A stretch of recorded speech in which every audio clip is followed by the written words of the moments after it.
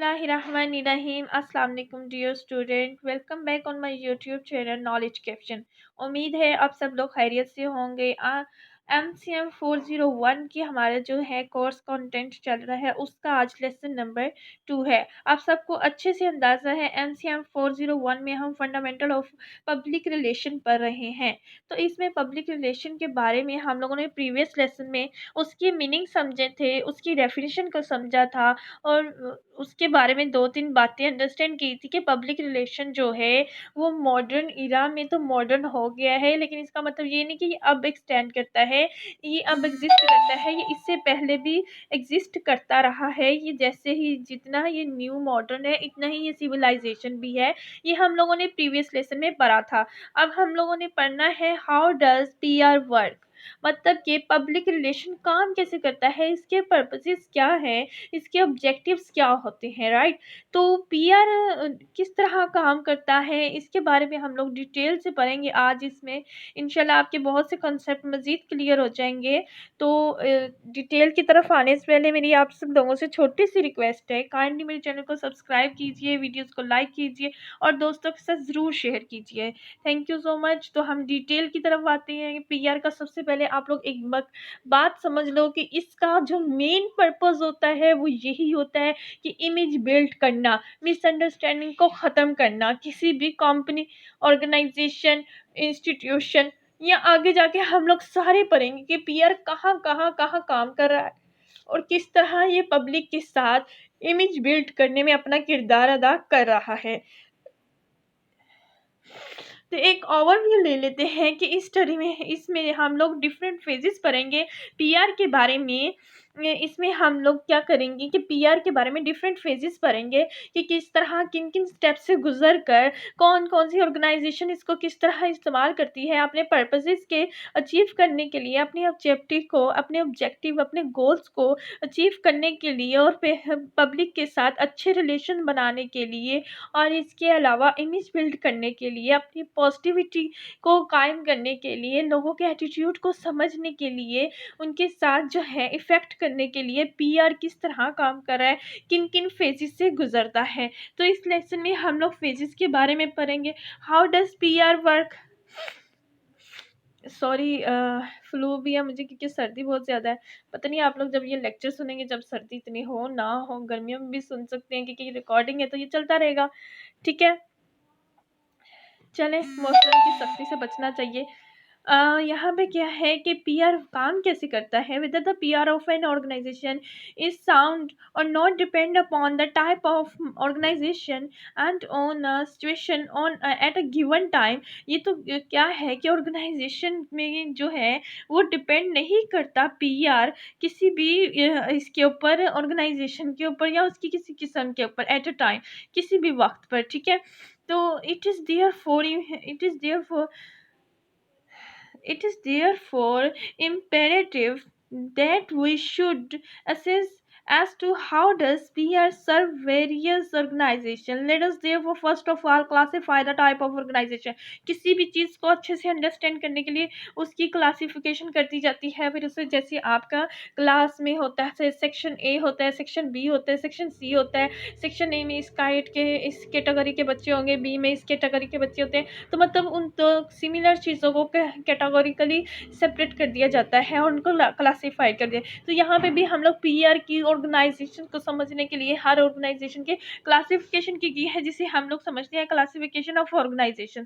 सबसे पहले क्या आ रहा है कि आप बिजनेस कॉर्पोरेशन, मतलब पीआर यहाँ भी काम कर रहा है, a trade organisation, a non profit organisation.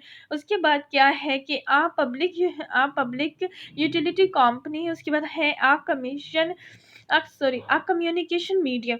Communication medium में कौन कौन सी चीज़ें आ रही हैं, न्यूज़पेपर्स आ रहा है, रेडियो है, रेडियो स्टेशन है, टीवी चैनल। ये तो आप लोग प्रीवियस लेसन में पढ़ते आ रहे हैं मीडियम क्या होता है। तो कम्युनिकेशन की बात हुई है तो इन तीनों का जिक्र कैसे नहीं हो सकता। उसके बाद एन एजुकेशन इंस्टीट्यूशन में पीआर काम करता है, फाइनेंशियल इंस्टीट्यूशन में पीआर काम करता है, रिलीजियस ग्रुप में, पॉलिटिकल पार्टी में, लेबर यूनियन में, ट्रेवल ग्रुप में, देन उसके बाद क्या है गवर्नमेंट एजेंसी में। इन सारी जगह पे जितने भी ऑर्गेनाइजेशन ऑर्गेनाइजेशंस के नाम लिए हैं, यहाँ पे पीआर काम कर रहा है, वो अपने किस तरह पीआर जो है इन सारे ऑर्गेनाइजेशंस के इमेज बिल्ड करता है, देन इनकी पॉजिटिविटी जो है क्रिएट करने के लिए, पब्लिक एटीट्यूड को इफेक्ट करने के लिए इन सारे ऑर्गेनाइजेशंस में पब्लिक रिलेशन अपना एक अहम किरदार अदा कर रहा है। But how does it work, हमारा जो मेन टॉपिक है वो यही है कि हाउ डज इट वर्क। तो हम लोगों ने इसको अंडरस्टैंड करना है कि ये काम करता कैसे है, राइट। तो आगे फर्दर डिटेल की तरफ जाते हैं। आल्दो जो पब्लिक रिलेशन है activity plan will vary from different classification of organisation, yet basic and broad principle, ठीक है। इसके कुछ प्रिंसिपल होते हैं वो रिमेन कॉमन, इसके कुछ बेसिक और ब्रॉड प्रिंसिपल हैं जो कि कॉमन ही रहते हैं, किसी भी ऑर्गेनाइजेशन की बात की जाए, किसी भी क्लासिफिकेशन की बात की जाए, लेकिन इसके जो प्रिंसिपल हैं, इसके काम करने के जो तरीकाकार हैं, असूल हैं, वो सेम ही रहते हैं। Latest analysis and determine various phase of PR for the organisation. At this time we will only remain confined to the general principle, and at later stage we will discuss them specifically. सबसे पहले जो है यहाँ पे तो general principle की ही बात होगी इस लेसन के अंदर, जो कि हर जगह अप्लाई होते हैं। उसके बाद जब हम इसकी डिटेल की तरफ जाते जाएंगे, जब आप पीआर को अंडरस्टैंड कर लेंगे, पीआर को बाकी चीज़ों से डिफर करके समझ लेंगे, फिर हम इसकी स्पेसिफिकली जो है डिटेल उसके अंदर चले जाएंगे। उसके बाद क्या कह रहे हैं, basically the hallmark of good PR policy is to attract and achieve the goodwill of the concerned public. We therefore consider 5 phases of different जो है factors हैं which influence people's attitude. ऐसे phases का हम लोग जायजा लेंगे जो कि people के लोगों के attitude को क्या करता है, इफेक्ट करता है। अब किस तरह करता है effect, different phases which affect people's attitude क्या है। A public relation for business today involve complete analysis and understanding of all the factors that influence people's attitude towards the company. It usually have 5 phases। मतलब कि जो भी PR है, जो भी company है जिससे हम लोगों के एटीट्यूड को इफेक्ट कर सकते हैं, उसके पीआर को 5 फेजेस से गुजरना पड़ता है पीआर डिपार्टमेंट को। सबसे पहले वो लोग क्या करते हैं, determining the attitude of public towards the company and organisation. सबसे पहले वो लोग क्या करते हैं, लोगों का जो एटीट्यूड है वो कंपनी और ऑर्गेनाइजेशन की तरफ कैसा है उसको डिटरमाइन करते हैं, उसका जायज़ा लेते हैं, उसको जानते हैं कि इसका एटीट्यूड, लोगों का बिहेवियर कैसा है इस कंपनी और ऑर्गेनाइजेशन की तरफ। मीन कि अगर मैं आपको छोटी सी एग्जांपल्स दूँ, अगर एक बंदा है वो डेली लक्स इस्तेमाल कर रहा है और अचानक जो है लक्स की जो सेल है वो कम हो जाती है, तो दैट्स मीन लोगों का एटीट्यूड जो है इस कंपनी की तरफ से अब नेगेटिव में जा रहा है, जो इसकी सेल को कम कर रहा है, ठीक है। ये पीआर एक एडवर्टाइजिंग नहीं है, आपने इसको डिफर करना है। लेकिन अगला हमारा टॉपिक यही है कि पीआर किस तरह एडवर्टाइजिंग से, पब्लिसिटी से, प्रोपेगेंडा से डिफर किस तरह है। सबको कंफ्यूजन हो जाती है, लेकिन आपने कंफ्यूज नहीं होना। लेकिन मैंने सिर्फ एक एग्जांपल दी है, तो इसके एटीट्यूड को पहले परखना होता है कि अगर तो आपकी सेल्स बढ़ रही है, लोगों में अच्छा इमेज जा रहा है, लोग अट्रैक्ट हो रहे हैं, इमेज बिल्डिंग हो रही है, पॉजिटिव इफेक्ट हो रहा है, तो क्या है कि आपकी जो है एटीट्यूड लोगों का आपकी ऑर्गेनाइजेशन के साथ, आपके इंस्टीट्यूशन के साथ, आपके कंपनी के साथ अच्छा है। अगर तो इसके बरक्स मामला तो हो रहे हैं, तो दैट्स मीन जो लोगों का एटीट्यूड है इसकी तरफ अच्छा नहीं है, ठीक है। उसके बाद फिर हम लोगों ने पहला फेज ये हो गया डिटरमाइन करना है। दूसरा फेज हमारा क्या है, determining the attitude of people towards the company and organisation, ठीक है। ये हमारा पहला फेज था। दूसरा फेज है हमारा analysing the state of opinion. अब जो स्टेट की ओपिनियन है उसका एनालिसिस करना है हम लोगों ने। It may be that investigative, जाहिर सी बात है जब आप इन्वेस्टिगेट करते हो तो फिर क्या करते हो, disclose unrest among a group of employees, ठीक है। जो आपके कंपनी में काम कर रहे हैं उनका जो ग्रुप है, unless that may will break out into very serious uprising, और द क्या है कि शेयर होल्डर्स जो होते हैं may express the desire to know more about the company and its product. जो आपके शेयर होल्डर हैं वो आपकी कंपनी के बारे में बहुत ज़्यादा जानना चाहते हैं। इस फेज में ये आ जाएगा कि आपने उसको अच्छे से देख लेना है। उसके बाद है फॉर्मुलेशन इम्प्लीमेंटेशन ऑफ पॉलिसी, उसके बाद आप लोगों ने पॉलिसी बनानी है, क्योंकि आप लोगों ने लोगों का एटीट्यूड बिहेवियर भी जान लिया है, अब उसका एनालिसिस भी कर लिया है। अब आप लोगों ने पॉलिसी बनानी है, तो पॉलिसी कैसे बनाएंगे, मे इंक्लूड दैट, इसमें क्या करते हैं कि certain policies of the company should be modified to improve the attitude health by creating by certain groups. यहाँ पे आप लोग ऐसी पॉलिसी बनाएंगे जो लोगों का एटीट्यूड आपके साथ चल रहा है, जो उसको ज़्यादा इन्हेंस कर सके, उनके जो है अपनी तरफ मज़ीद खींच सके। ठीक है। ऑफन द चेंज इन्वॉल्व क्लाइमेटिंग eliminating causes of the misunderstanding and मिस अच्छा, यहाँ पे क्या करना है, मिस इंटरप्रिटेशन आपकी कंपनी के बारे में, आपकी ऑर्गेनाइजेशन के बारे में, आपके इंस्टीट्यूशन के बारे में अगर तो कोई मिसअंडरस्टैंडिंग चल रही है, मिस इंटरप्रिटेशन चल रही है, तो यहाँ पे आपने पॉलिसी इस तरह बनानी है जो इस मिसअंडरस्टैंडिंग को खात्मा कर सके।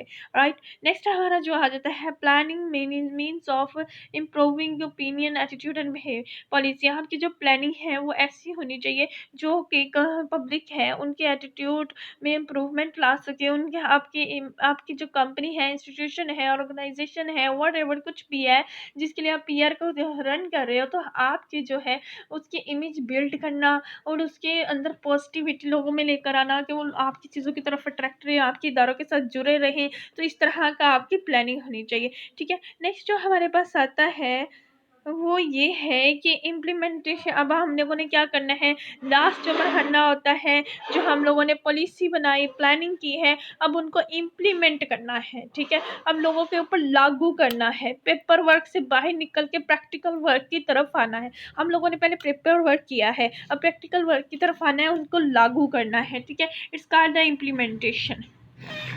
फिर है कि व्हाट डस पब्लिक रिलेशन जो है उसे हम अकम्प्लिश कैसे कर सकते हैं। यहाँ पे कुछ पॉइंट्स दिए गए हैं जो कि हेल्प करते हैं हमें अकम्प्लिश करने के लिए। पीआर में क्या होता है, सबसे पहले हमने क्या करना है, प्रिस्टाइज और favourable image and it's benefit. ठीक है। प्रिस्टाइज करना है, एक फेवरेबल इमेज हो जो और उसके फ़ायदे हों।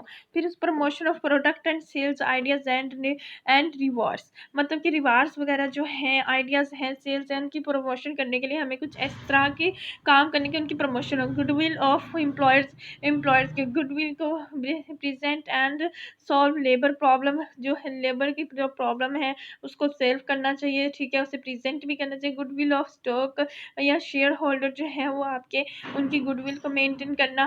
उसके बाद ओवरकमिंग, ये जो आपकी मिस इंटरप्रिटेशन चल रही है, मिसअंडरस्टैंडिंग चल रही है, उसको ओवरकम करने से, अबॉलिश करने से ख़त्म करना है। गुडविल ऑफ कस्टमर और कंज्यूमर के साथ गुडविल कायम करना या उनके, उसके बाद formulation and guidelines for making policies, उसकी गाइडलाइंस देना जो पॉलिसी बनाते हैं। ठीक है। आगे इन्होंने कुछ बताया हुआ है, do S and do T S का क्या है पब्लिक रिलेशन के साथ, तो इसको हम लोग अंडरस्टैंड करेंगे। क्या public relation all in all is a hard job, is a tough job. ठीक है। ये एक टफ जॉब है, but all sides and done it is withdraw to render such services. जो इसकी सर्विसेज हैं इसके बारे में हम डिटेल के साथ पढ़ते हैं। ये जो उन्होंने हमें बताया है कि do's and don'ts, don'ts क्या है, इसके बारे में हम लोग बचते हैं डज एंड डज नॉट। नहीं, ये नहीं बन रहा, ये DOS जो इसके बारे में हम लोग डिटेल पढ़ते हैं। डू नॉट, सबसे पहला हमारे पास जो पॉइंट होना चाहिए कि आप कोई भी बिजनेस ऐसा रन ना कहें, करने की कोशिश करें जब तक आपको उसकी अच्छी उसको डील करना ना आता हो, उसके बारे में अच्छी सी इंफॉर्मेशन ना हो। आपके पास क्या है कि आपका जो बिजनेस है, एम्प्लॉयर हैं, इन्वेस्टर्स हैं, सप्लायर्स हैं, इस सारे के बारे में आपके पास अच्छे से इनको रन करना, इनको लर्न करना, आपके इनके बारे में इंफॉर्मेशन हर चीज़ होनी चाहिए। जब तक आपके पास ये सारी चीज़ें नहीं है तो आप कभी भी अपना बिजनेस स्टार्ट करने का रिस्क ना रहें। ये जो सारे लोग कहलाते हैं वो आपकी पब्लिक्स कहलाते हैं। इसमें क्या आ रहा है, कस्टमर आ रहा है, सप्लायर्स आ रहे हैं, इन्वेस्टर्स आ रहे हैं, एम्प्लॉयज़ आ रहे हैं, तो ये सारे आपकी पब्लिक कहला रहे हैं क्योंकि ऑर्गेनाइजेशन आपकी है, तो ये सब आपके साथ जुड़े हुए हैं। तो ये कस्टमर की तो बात नहीं बाहर निकलेगी, ऑर्गेनाइजेशन की निकलेगी। If you are over committed and can not give enough thought to PR, then क्या करना है आपने, hire someone to assist you. अगर आपके पास पीआर के बारे में इतना नहीं है, आप ज़्यादा कम्युनिकेट नहीं कर सकते या लोगों को टाइम नहीं दे सकते, तो आपको असिस्टेंट को हायर करना पड़ेगा, ताकि ये तो बहुत ज़्यादा ज़रूरी होता है। Do not rely upon public relation technique to mop up, इसके ऊपर रिलाई में नहीं करना आपने। आफ्टर मिस्टेक आर मेड, अगर तो आपसे कोई गलती हो जाती है तो आपने इस पर रिलाई नहीं करना। Always use public relation thinking before any new policy और प्रैक्टिस इज डेवलप। आप कोई भी नई पॉलिसी बनाने जा रहे हैं, कुछ भी लाने जा रहे हैं, इससे पहले आप लोगों ने लोगों को अपने ज़हनों में ज़रूर रखना है। Be sure people close to you understand your public relation thinking and your program। आपको इस बारे में यकीन होना चाहिए कि लोगों को अपने करीब करना है, उसको अंडरस्टैंडिंग की तरफ लेकर आना है, जो आपके इदारे के बारे में समझे, ठीक है। और उसके बाद क्या है, रिलेशन थिंकिंग और प्रोग्राम वट एवर जो भी है, ये सारी चीज़ों का आपको लोगों की नब्ज पे आपका हाथ होना चाहिए। अच्छा, नेक्स्ट पॉइंट हमारे पास आ जाता है, seek the assistance of your your executive and employers in developing good public relations. सारी चीज़ें होनी चाहिए जो कि गुड पब्लिक रिलेशंस को डेवलप कर सके। Do not depend upon too much on your on your own guesswork regarding what other feel and think। use adequate and objective services। मतलब आपने अपने आप पे ज़्यादा कॉन्फिडेंस करके नहीं बैठ जाना, आपको दूसरों के बारे में भी मालूम होना चाहिए और उनके अकॉर्डिंग भी चलना चाहिए कि वो क्या चाहते हैं। उसके बाद है, try to select a very few points. बहुत से थोड़े से पॉइंट को सेलेक्ट करें जो कि प्रेफरेबल हो। आप just one and that you want to get across to any given public। then क्या करना है, then concentrate your peer effort on क्या establishing that viewpoint। राइट हो गया। उसके बाद कहते हैं कि never forget that PR should be spotted by performance then deserve goodwill of your public that is result. आप पहले अपनी परफॉर्मेंस अच्छी दें, फिर आप अच्छी पीआर की तवक्का रखें। आप परफॉर्मेंस के बगैर अच्छी पीआर की तवक्का नहीं रख सकते। आगे key to success in public relation में कि जो कामयाबी जो है वो किस तरह से मिलती है, उसकी क्या है, कुंजी क्या है कामयाबी की इन पब्लिक रिलेशन, ये देखना है। Management must understand and cooperate with PR activity. जो मैनेज कर रहे हैं आपके इदारे को, आपके इंस्टीट्यूशन है, ऑर्गेनाइजेशन है, कंपनी है, जो भी है, जहाँ पे पीआर है, जो भी आपको इदारे का हैंडल कर रहा है, उसका जो मैनेजमेंट है उसे कोऑपरेट करना चाहिए। जो पीआर एक्टिविटी है उनके साथ बिल्कुल उसे जो है एक्टिव रहना चाहिए। ठीक हो गया। अगर आप बिजी हैं, पीआर को टाइम नहीं दे पा रहे, अपने जो पीआर रखते हैं लोगों के साथ, कोई डिपार्टमेंट है उसको इग्नोर कर रहे हैं, तो आपकी कंपनी ऑटोमेटिकली लॉस जाएगी, क्योंकि आपको ट्रैफिक चाहिए होती है, आपको पब्लिक चाहिए होती है, और उसके साथ आपको अच्छे ताल्लुकात रखने पड़ते हैं। और किस तरह रख सकते हैं आप लोगों के साथ, किस तरह अच्छे से एक लोगों के एटीट्यूड को इफेक्ट कर सकते हैं, वो सारी चीज़ें आपको अंडरस्टैंड करनी चाहिए। पब्लिक रिलेशन क्या है कि आगे पब्लिक रिलेशन काउंसिलर जो है, manager must be of sound character. Sound character में क्या है, to be successfully the key factor is that the public relations manager should be highly sensitive to the thoughts and feeling of other persons. जो है उसको लोगों की जो thoughts है, फीलिंग है, उसके बारे में अच्छे से आइडिया होना चाहिए। For getting his personal reaction and belief, he must put himself in the other people's shoes। उससे क्या है कि ये देख लें आप, ये बात आप अंडरस्टैंड करें कि उससे अपनी जो पर्सनल रिएक्शंस हैं, बिलीफ है, उसके बारे में भूल के इसे अपने आप को लोगों की जूतों में समझना चाहिए। he should concentrate his effort on finding desirable ways and mean of getting his viewpoint presented फैक्टिवली। इससे इस तरह की चीज़ों को तलाश करना चाहिए जो कि लोगों की ख्वाहिशात के मुताबिक हों। All this should be spotted by his sound character. ठीक है, कैसे हो सकता है, कन्विक्शन है and personal ethics of the highest standards. आपका इदारा तब ही अच्छा चल सकता है जब आप लोगों के मुताबिक चलेंगे, तो ही उसमें पर ट्रैफिक लोगों का जुर्म होगा, लोग आपकी तरफ तरफ अट्रैक्ट होंगे, अगर आप लोगों के मुताबिक उनकी चीज़ें प्रोवाइड करने में कामयाब हो जाते हैं तो ये था हमारा पीआर किस तरह काम करता है। ये कुछ टेक्निक्स आपको बताई गई हैं, कुछ फ़ेज़ेस से गुज़रना पड़ता है, वो 5 फ़ेज़ेस पढ़े हमने, फिर टेक्निक्स है, कौन से ऑर्गेनाइज़ेशन में काम करता है, ठीक है? ये सारी बातें।